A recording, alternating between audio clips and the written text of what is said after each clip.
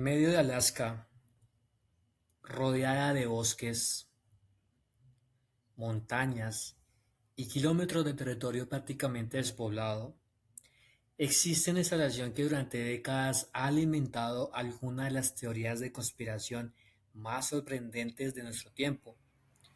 Una enorme matriz de antenas, 180 elementos capaces de enviar ondas de radio hacia la ionosfera.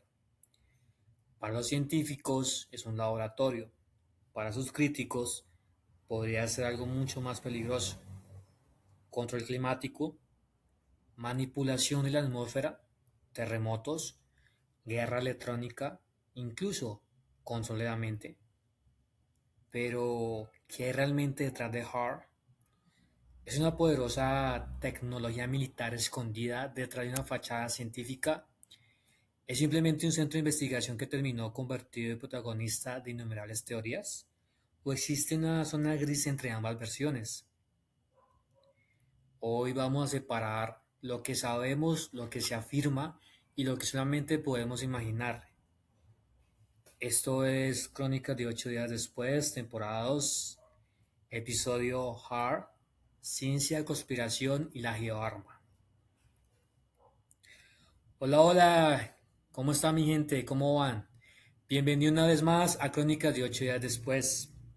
Soy César y hoy vamos a hablar de una instalación que probablemente muchos de ustedes han escuchado mencionar, pero que muy pocos conocen realmente: HARP, un enorme sistema de antenas instalados en Alaska, oficialmente un instrumento científico, pero durante décadas HARP ha sido relacionada con algunas de las teorías más extraordinarias que circulan por Internet. Puede modificar el clima, puede provocar terremotos, interferir en la mente humana, puede convertirse en un arma.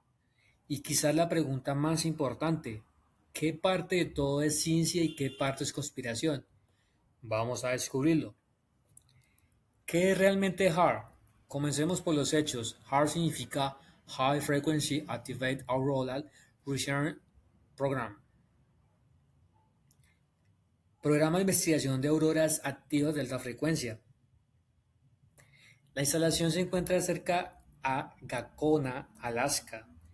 Su instrumento principal es una enorme matriz de 180 antenas utilizadas para transmitir ondas de radio de alta frecuencia hacia la ionosfera. Y aquí tenemos que detenernos un segundo y preguntarnos qué es la ionosfera. La ionosfera es una región de la atmósfera superior donde la radiación solar provoca que parte de los gases estén ionizados. Y esa región tiene una enorme importancia para las comunicaciones por radio y otros fenómenos relacionados con el entorno espacial. HARP utiliza ondas de radio para calentar pequeñas regiones de la ionosfera y estudiar cómo responde.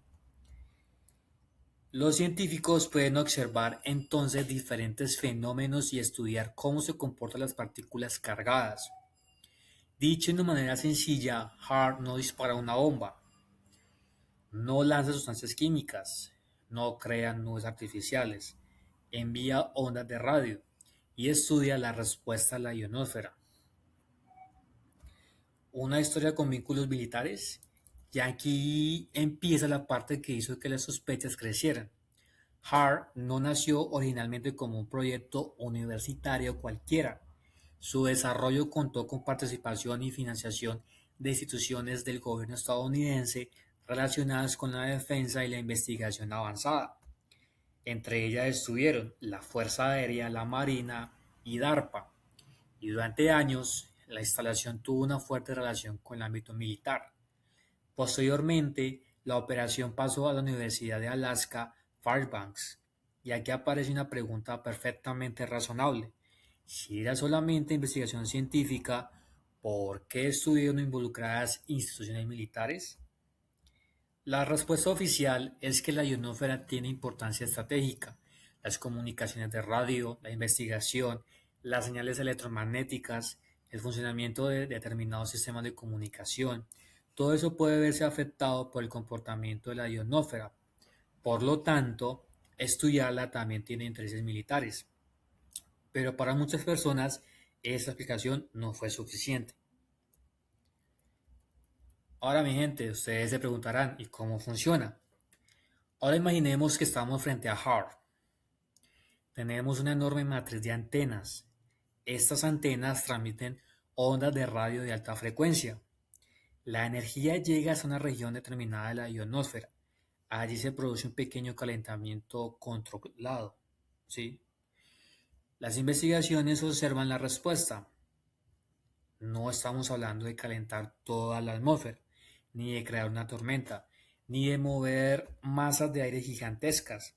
Estamos hablando de estudiar una región específica de la ionosfera mediante ondas electromagnéticas. Y aquí aparece una de las claves para entender toda la controversia. HAART sí modifica temporalmente determinadas condiciones de la ionosfera. Eso es real. La gran discusión comienza cuando alguien pregunta ¿y qué más podría hacer? Teoría de conspiración. Desde que el proyecto comenzó a hacerse conocido, aparecieron teorías cada vez más sorprendentes. Algunas personas comenzaron a afirmar que HAART puede utilizarse para controlar el clima. Otros dijeron que podían provocar terremotos. Otros hablaron de manipulación de la mente. Y algunos llegaron todavía más lejos. Una supuesta arma capaz de modificar el planeta desde la ionosfera. La idea comenzó a extenderse y cada vez que ocurría un fenómeno natural extraordinario, HAART volvió a aparecer. Un huracán, un terremoto, una ola de calor, una tormenta, una anomalía atmosférica. Y entonces aparecía la pregunta, ¿fue HAART? El libro que popularizó la teoría.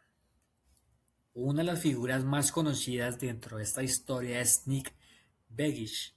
Junto a Jane Manning, publicó en 1995 el libro Angels Don't Play the Harp. El libro examinó diferentes aspectos del proyecto, patentes y posibilidades relacionadas con la tecnología del calentamiento ionosférico. Y aquí aparece algo importante. Una cosa es demostrar que una patente existe y otra completamente diferente es demostrar que una instalación concreta puede realizar todo lo que aparece en esa patente. Esa diferencia es fundamental, porque una patente describe una posibilidad tecnológica, no necesariamente una capacidad operativa, y mucho menos demuestra que esa capacidad esté siendo utilizada. Pero precisamente esas patentes ayudaron a alimentar la idea de que detrás de HAART podría existir algo mucho más grande. Pues bien, mi gente, ahora vamos a un escenario hipotético y nos hacemos esa pregunta. ¿Y si HAART fuera una geoarma? Ahora vamos a hacer algo diferente. Durante los próximos minutos vamos a entrar en un escenario hipotético. No estamos afirmando que HAART pueda hacer eso. No existe evidencia científica que muestre que HAART pueda controlar el clima, provocar terremotos o manipular la mente, pero supongamos por un momento que las teorías más extremas fueran ciertas. ¿Qué aspectos tendría una tecnología así? Control del clima. Según esa hipótesis, HAART podría utilizar la interacción entre ondas electromagnéticas y la ionosfera para producir efectos capaces de influir indirectamente en sistemas atmosféricos. No significaría crear un huracán de la nada. La teoría sería mucho más parecida a alterar un sistema que ya se encuentra a determinadas condiciones, un pequeño empujón, sobre un sistema enorme. Pero aquí aparece el problema. La meteorología ocurre principalmente en capas mucho más bajas de la atmósfera y la energía involucrada en fenómenos meteorológicos gigantescos es inmensamente superior. Por eso, no existe evidencia científica que demuestre que HAART pueda controlar huracanes o producir fenómenos meteorológicos a voluntad. Terremotos. Ahora llevamos esta hipótesis todavía más lejos. Según algunas teorías, una tecnología capaz de producir determinadas señales electromagnéticas podría utilizarse como un gatillo sobre sistemas geológicos que ya estuvieron bajo tensión. La idea sería no crear un terremoto desde cero, sino desencadenar uno que estuviera cerca de ocurrir. Suena aterrador, pero nuevamente, el problema es la física. Los terremotos implican procesos geológicos profundos y cantidades enormes de energía. No existe evidencia científica convincente de que HAART pueda transferir energía suficiente a una falla tectónica para provocar un terremoto. Por lo tanto, seguimos dentro del terreno de la hipótesis. Control del comportamiento. Y llegamos a una de las teorías más inquietantes. Algunas versiones de la conspiración sostienen que determinadas frecuencias electromagnéticas podrían afectar el cerebro humano. La hipótesis habla de confusión, fatiga, alteraciones de comportamiento e incluso manipulación psicológica. Pero aquí debemos todavía ser más claros. No existe evidencia científica sólida que HART pueda controlar la mente de poblaciones humanas. El cerebro no funciona como un receptor de radio que simplemente puede ser sintonizado desde cientos de kilómetros de distancia, así que esa afirmación pertenece al terreno de la especulación. Entonces, ¿por qué Hart genera tanta desconfianza?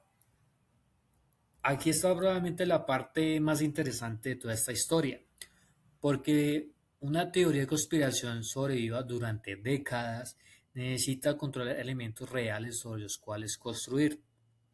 Y Hart tiene varios, y existen.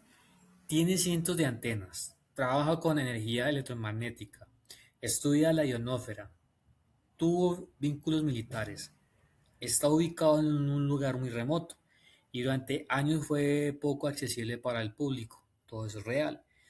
Lo que no necesariamente es real son las conclusiones que algunas personas sacan de esos hechos. Y ahí aparece una pregunta que podemos aplicar a muchas teorías de conspiración. Cuando una coincidencia se convierte en evidencia, Hart y los desastres naturales. Cada vez que ocurre un desastre natural, las redes sociales se llenan de explicaciones, un terremoto, una tormenta, una sequía, un huracán. Y muchas veces aparece una fotografía de Hart, una antena, un radar, una imagen satelital y una pregunta, ¿no están atacando? Pero una correlación temporal no demuestra casualidad. Que dos cosas ocurran al mismo tiempo no significa que haya provocado la otra. Y esa es una de las trampas más comunes de Internet. Y mi gente, ustedes se estarán preguntando, ¿es HART la única instalación? Y la respuesta es no. HART tampoco es la única instalación del mundo dedicada a estudiar la ionósfera. Existen otros sistemas de calentamiento ionosférico y centros de investigación en diferentes países. Y eso tiene sentido, porque la ionosfera es importante para las comunicaciones y para estudiar la interacción entre la Tierra y el entorno espacial. Además, existen tecnologías militares reales de guerra electrónica y energía dirigida. Eso tampoco es ciencia ficción, pero una cosa no demuestra automáticamente la otra. Pero existen armas de energía dirigida. No significa que HART sea una de ellas. Y mi gente, ¿qué nos dice la ciencia? Entonces, ¿qué sabemos realmente?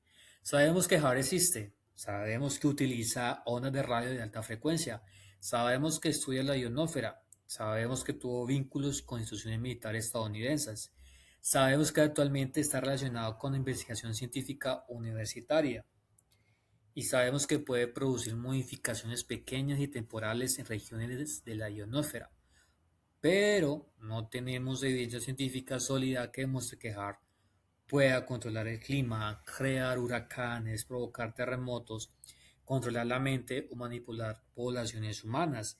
Y esa diferencia es fundamental. Entonces, ¿es ciencia o es un arma? La respuesta más honesta, HART es una instalación científica con una historia vinculada a la investigación militar. Eso es un hecho. ¿Puede tener aplicaciones estratégicas? Por supuesto. La investigación de la ionosfera tiene importancia para comunicaciones, navegación y sistemas relacionados con la radio. ¿Significa eso que es un geoarma? No tenemos evidencia suficiente para afirmarlo, y aquí es donde termina la ciencia y comienza la especulación. Bueno, mi gente, quizás lo más importante de Hart no sea lo que puede hacer, sino lo que la gente cree que puede hacer. Porque Hart representa algo mucho más grande, el miedo a una tecnología que no entendemos, el temor a que gobiernos y ejércitos desarrollen sistemas que el ciudadano nunca llega a conocer completamente, y también la fascinación por pensar que detrás de los grandes acontecimientos existe una explicación oculta, pero debemos tener cuidado. Porque una pregunta legítima puede convertirse fácilmente en una conclusión sin pruebas. Y la ciencia funciona precisamente al revés. Primero viene la evidencia, después la conclusión. Así que la próxima vez que escuchen Hart provocó terremoto, Hart creó un huracán, Hart está controlando nuestras mentes, hace una pregunta muy sencilla. ¿Dónde está la evidencia? Bueno, mi gente, hasta aquí llegamos por hoy. Esto fue Crónicas de 8 días después. Yo soy César y hoy nos metimos en uno de esos temas donde separar la realidad de la conspiración puede ser mucho más difícil de lo que parece. Hart existe, su historia es real, su tecnología es real, sus vínculos militares también forman parte de su historia, pero muchas capacidades que se le atribuyen siguen siendo teorías sin evidencia científica suficiente. Ahora quiero saber qué piensan ustedes. ¿Hard es simplemente una herramienta científica? ¿O creen que todavía hay preguntas que no tienen respuesta? Lo leo en los comentarios y si les gustó este episodio, compártanlo. Porque en Crónicas de 8 días después no se trata solamente de creer, se trata de preguntar, investigar y descubrir dónde termina la evidencia y dónde comienza la conspiración. Yo soy César, nos vemos en 8 días. Y recuerden, no todo lo que parece secreto es una conspiración, pero tampoco debemos dejar de hacer preguntas.